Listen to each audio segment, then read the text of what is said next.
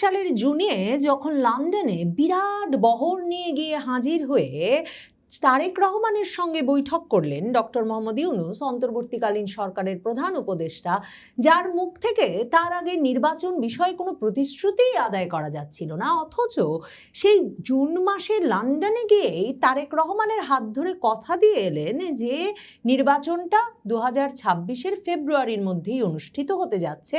তখনই এই আলাপ তুঙ্গে উঠেছিল। জামায়াতে ইসলামী, জাতীয় নাগরিক পার্টি সহ নানা তরফ থেকে সন্দেহ, এই আলাপ তখন তুঙ্গে উঠেছিল যে ডক্টর মোহাম্মদ ইউনূস আর তারেক রহমানের মধ্যে রফা হয়েছে যে ডক্টর মোহাম্মদ ইউনূস যদি নির্বাচনটা দিয়ে দেন মানে এবং নির্বাচন দেওয়ার পর বিএনপি সরকার গঠন করলে বিএনপি তাকে রাষ্ট্রপতি পদে মনোনয়ন দেবে।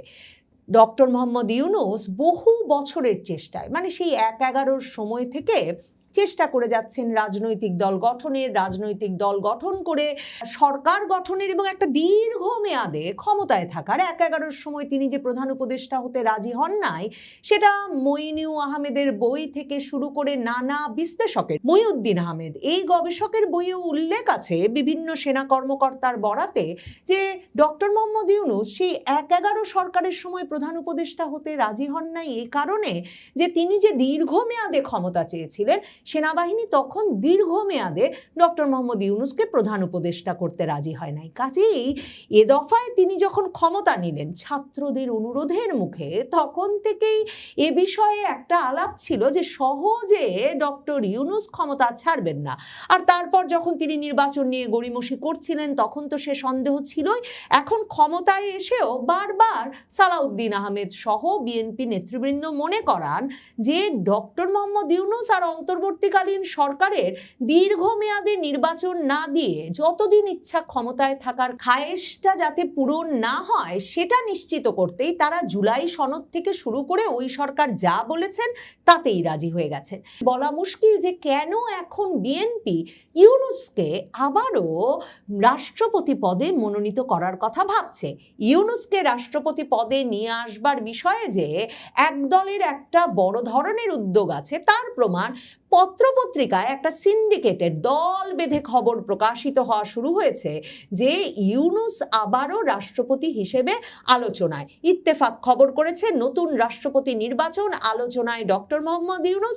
সেখানে ইত্তেফাক লিখছে রাষ্ট্রপতি মোহাম্মদ শাহাবুদ্দিনের পদত্যাগের পর শূন্য হওয়া বঙ্গভবনের পরবর্তী অভিভাবক কে হচ্ছেন তা নিয়ে রাজনৈতিক মহলে তীব্র আলোচনা শুরু হয়েছে এবং তারা বলছে ক্ষমতাসীন দল বিএনপির আভ্যন্তরীণ সমীকরণ ছাপিয়ে এই পদে নোবেলজয়ী অর্থনীতিবিদ ও সাবেক প্রধান উপদেষ্টা ডক্টর মোহাম্মদ ইউনূসের নাম আলোচনার কেন্দ্রবিন্দুতে চলে আসায় রাজনৈতিক অঙ্গনে তৈরি হয়েছে বাড়তি কৌতূহল। বিভিন্ন অনলাইন সংবাদ মাধ্যম গত 2-3 দিন ধরে এরকম খবর ক্রমাগতভাবে ছেপে যাচ্ছে যে হঠাৎ রাষ্ট্রপতি পদে আলোচনায় ডক্টর মোহাম্মদ ইউনূস। সেসব জায়গায় লেখা হচ্ছে যে রাজনৈতিক বিশ্লেষকদের মতে হঠাৎ ডক্টর ইউনূসের নাম আলোচনায় আসার পেছনে বড় কারণ তার আন্তর্জাতিক পরিচিতি, নিরপেক্ষ ভাবমূর্তি এবং বৈশ্বিক পর্যায়ে গ্রহণযোগ্যতা। সেখানে বলা হচ্ছে বিশ্লেষকদের ধারণা সংসদীয় ব্যবস্থায় রাষ্ট্রপতির ভূমিকা মূলত সাংবিধানিক হলেও আন্তর্জাতিক অঙ্গনে দেশের ভাবমূর্তি তুলে ধরার ক্ষেত্রে রাষ্ট্রপ্রধানের ব্যক্তিত্ব গুরুত্বপূর্ণ ভূমিকা রাখতে পারে। সে কারণে আন্তর্জাতিকভাবে পরিচিত কোনো ব্যক্তিকে ওই পদে বসানো হলে সরকারের কূটনৈতিক গ্রহণযোগ্যতা বাড়তে পারে। ইত্তেফাক বলছে দলীয় আনুগত্য নাকি বৈশ্বিক ভাবমূর্তি, এই দুইয়ের মধ্যে ভারসাম্য রক্ষা করতে গিয়ে কিছুটা কৌশলগত সমীকরণের মুখোমুখি হয়েছে বিএনপি। মানে ইউনূসের নামটা এখানে ঢুকিয়ে দেওয়ার প্রয়োজনীয়তা কোন পক্ষটি বোধ করছে এবং ইউনূস সাহেব নিজে যে এ বিষয়ে একটা তৎপর ভূমিকা পালন করছেন, কারণ তার তো একটা বিরাট সৈন্যবাহিনী আছে সংবাদ মাধ্যমে এবং তার জন্য খবর প্রচার করে দিতে। তার একটা প্রমাণ হচ্ছে যেই দিন এই খবর চাউর হলো যে রাষ্ট্রপতি শাহাবুদ্দিন চুপ্পুকে পদত্যাগ করানো হবে এবং সে খবর দিয়ে প্রবাসী সাংবাদিক জুলকারনাইন সায়ের, তখন তিনি আবার আরেকজনের নাম প্রস্তাব করে দিলেন। তার ওই ফেসবুক স্ট্যাটাসে লিখলেন শাহাবুদ্দিন চুপ্পুকে পদত্যাগ করানো হবে আর বিএনপি রাষ্ট্রপতি পদে মন্ত্রিপরিষদ সচিব নাসিমুল গনির কথা ভাবছে। তখনই তার পরপরই দেখা গেল ইউনূস সাহেবের আমলের প্রেস সচিব শফিকুল আলম ফেসবুকে স্ট্যাটাস দিয়ে লিখেছেন যেই রাষ্ট্রপতি হন, আমি বলে দিতে পারি ইউনূস সাহেব কিছুতেই রাষ্ট্রপতি হবেন না। কারণ ডক্টর মোহাম্মদ ইউনূস দারিদ্র্যের বিরুদ্ধে লড়াই, ৩-০ বিশ্ব গঠনের স্বপ্ন বাস্তবায়ন এবং বিশ্বব্যাপী সামাজিক ব্যবসা সম্প্রসারণে তার চলমান কাজেই নিবেদিত থাকবেন। কেউ তো ডাকে নাই ডক্টর মোহাম্মদ ইউনূসকে, ফেসবুকেও ডক্টর মোহাম্মদ ইউনূসের নামে কোনো জল্পনা ছিল না তখন থেকে এখন পর্যন্ত। এমনকি বিবিসি বাংলা দুদিন আগে তাদের কার কার নাম আছে সেখানেও আইরিন খানের নাম লিখেছে, কারণ প্রধানমন্ত্রী তারেক রহমানের স্ত্রী জুবাইদা রহমানের আপন চাচাতো বোন আন্তর্জাতিক পরিসরে মানবাধিকার কর্মী হিসেবে জাতিসংঘের বিভিন্ন গুরুত্বপূর্ণ পদে দায়িত্ব পালন করার কারণে এবং অ্যামনেস্টি ইন্টারন্যাশনালের প্রথম নারী মহাসচিব হওয়ার কারণে আইরিন খান সারা পৃথিবীতে পরিচিত। এবং তিনি যে সম্প্রতি জাতিসংঘে বাংলাদেশের স্থায়ী প্রতিনিধি হিসেবে এই সরকারের নিয়োগ গ্রহণ করেছেন সেটা নিয়ে একটা আলোড়ন ছিল এবং তখন থেকে এই জল্পনা ছিল যে আইরিন খান নিশ্চয়ই জাতিসংঘে বাংলাদেশের স্থায়ী প্রতিনিধি হয়ে বসতেই শুধুমাত্র এই সরকারের প্রস্তাব গ্রহণ করেন নাই বা একটা দলীয় ছাপ গায়ে নেন নাই, তিনি নিশ্চয়ই এর চেয়েও বড় কোনো পদের প্রতিশ্রুতি পেয়েছেন। এবং তখন থেকে আলোচনা ছিল যে বিএনপি যেদিন শাহাবুদ্দিন চুপ্পুকে সরাবেন হয়তো তিনিই হবেন, আইরিন খানই হবেন বাংলাদেশের প্রথম নারী রাষ্ট্রপতি। এবং এত বড় একটা পদের আশ্বাসেই সম্ভবত তিনি বিএনপি পরিচয় গায়ে মেখেছেন এবং আন্তর্জাতিকভাবেও এই যে আন্তর্জাতিক একটা চরিত্রকে বিএনপি সরকারের মাথার ওপর বসিয়ে রাখার যে তৎপরতা, তাতেও আইরিন খান খুব ভালো মতো হয়তোবা ফিট করে যাবেন। এরকম একটা পরিস্থিতিতে ইউনূস নিয়ে কোনো কথা ছিল না, কারণ তারেক রহমান যেটা বলছিলাম ক্ষমতায় আসার পর থেকে ডক্টর মোহাম্মদ ইউনূসের সাথে কোনো মাখামাখি করেন নাই। ডক্টর মোহাম্মদ ইউনূস এমনকি ওই যে ক্ষমতায় থাকার সময় যে ঈদের নামাজ পড়তে যেতেন সেটাও আরেকবার ঈদগাহে পড়তে যে তারেক রহমানের সঙ্গে কোলাকুলি করারও কোনো চেষ্টা করেন নাই। এবং ইউনূস যেই পদ্ধতিতে রাষ্ট্রপতি হতে চেয়েছিলেন সেই ফর্মুলার রাষ্ট্রপতি পদে কিন্তু জুলাই সনদ অনুযায়ী তার অনেক ধরনের ক্ষমতা থাকার কথা, প্রধানমন্ত্রী পদের সঙ্গে তার ভারসাম্য রক্ষায়। মানে ইউনূসের তো রাষ্ট্রপতি হওয়ার খায়েশ ছিল এবং ইউনূসকে রাষ্ট্রপতি ভেবেই জাতীয় নাগরিক পার্টি, জামায়াতে ইসলামী সহ দলগুলো যে জুলাই সনদে রাষ্ট্রপতির ক্ষমতার যে পরিবর্তন এনেছিল সেখানে বলা হয়েছিল যে রাষ্ট্রপতিকে 6টি গুরুত্বপূর্ণ প্রতিষ্ঠানে নিয়োগের একচ্ছত্র ক্ষমতা দেওয়া হবে। প্রধানমন্ত্রীর কোনো পরামর্শ ছাড়াই তিনি মানবাধিকার কমিশন, তথ্য কমিশন, প্রেস কাউন্সিল, আইন কমিশন, বাংলাদেশ ব্যাংক এবং এনার্জি রেগুলেটরি কমিশনের চেয়ারম্যান ও সদস্য নিয়োগ দিতে পারবেন।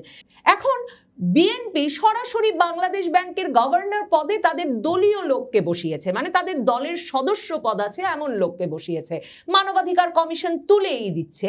এবং এই পরিস্থিতিতে মানে ইউনূস সাহেব এখনো যে রাষ্ট্রপতি হতে চাইছেন তার পেছনে যদি কোনো বড় ধরনের আন্তর্জাতিক হিসাব নিকাশ তার তরফে না থাকে তাহলে বোঝা মুশকিল যে এর পরেও তিনি কেন তারেক রহমানের রাষ্ট্রপতি পদে, যে পদটি এখনো ভীষণভাবে আলংকারিক, কারণ জুলাই সনদ বাস্তবায়ন বিএনপি যে করবে না তা একরকম বোঝা যাচ্ছে এখন, সেই আলংকারিক পদে বসতে এতটা আগ্রহ প্রকাশ করছেন।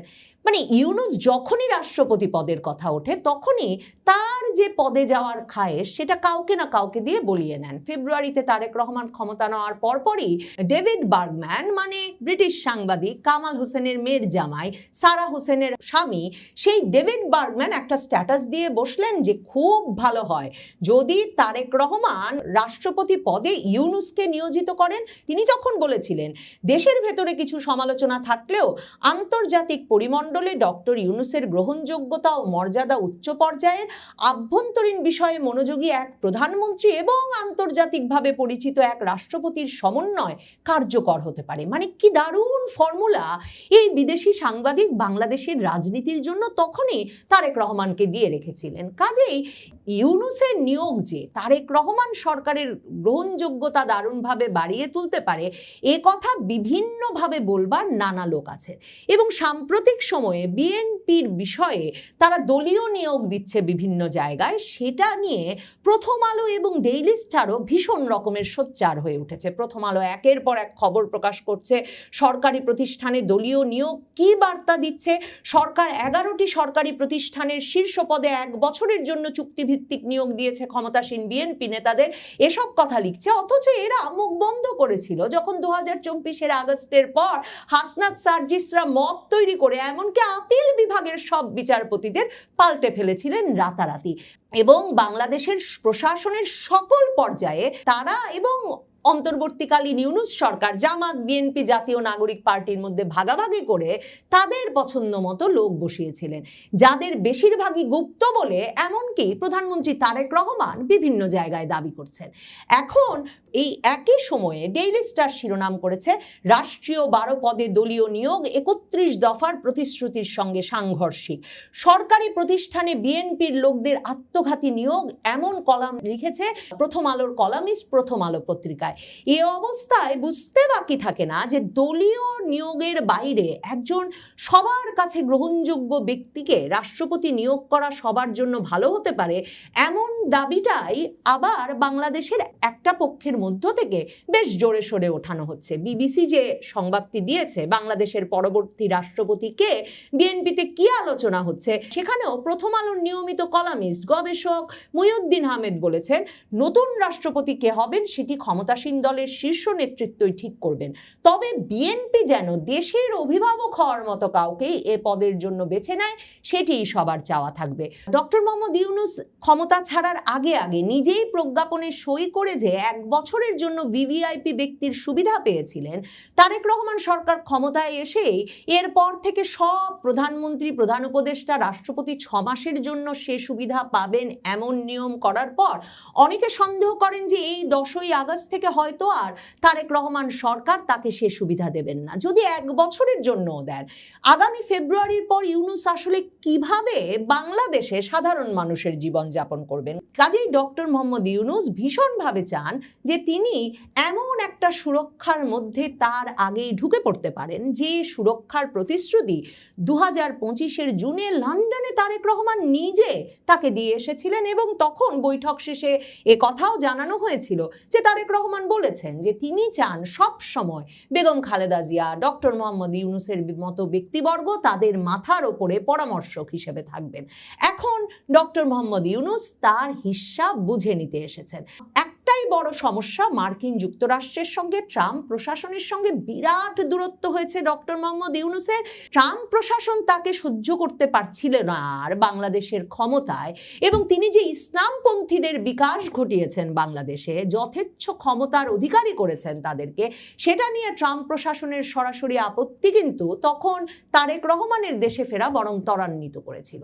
ডক্টর মোহাম্মদ ইউনূস জানেন পাল্টা খেলা কি করে খেলতে হয়, তাই লক্ষ্য করেছেন কিনা জানি না, সম্প্রতি তিনি ঢাকায় ইরানের রাষ্ট্রদূতের সঙ্গে সাক্ষাৎ করেছেন। সেই ফেব্রুয়ারিতে খামেনি নিহত হওয়ার পর এখন পর্যন্ত কোনো রকম শোক বার্তা না দেওয়া বা শোক প্রকাশ না করা নোবেল বিজয়ী ডক্টর মোহাম্মদ ইউনূস অবশেষে ইরানের রাষ্ট্রদূতের সঙ্গে সাক্ষাতের দিন খামেনির মৃত্যুতে শোক প্রকাশ করেছেন, এবং সে বার্তা তার দফতর থেকেই সংবাদ মাধ্যমগুলোতে পৌঁছে দেওয়া হয়েছে।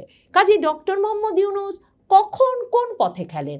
এখন তারেক রহমান সরকার বেশি চীনপন্থী হলে, মার্কিন যুক্তরাষ্ট্রের চাপ যদি আর সইতে না পারেন, তাহলে মাথার ওপর ট্রাম্প প্রশাসনের অপছন্দের এমন একজনকে বসালে তাদের কোনো লাভ হবে কিনা, ইরান ঘনিষ্ঠ কোনো ব্যক্তিকে বসালে সেখানে অন্য কোনো তরফের সমর্থন মেলে কিনা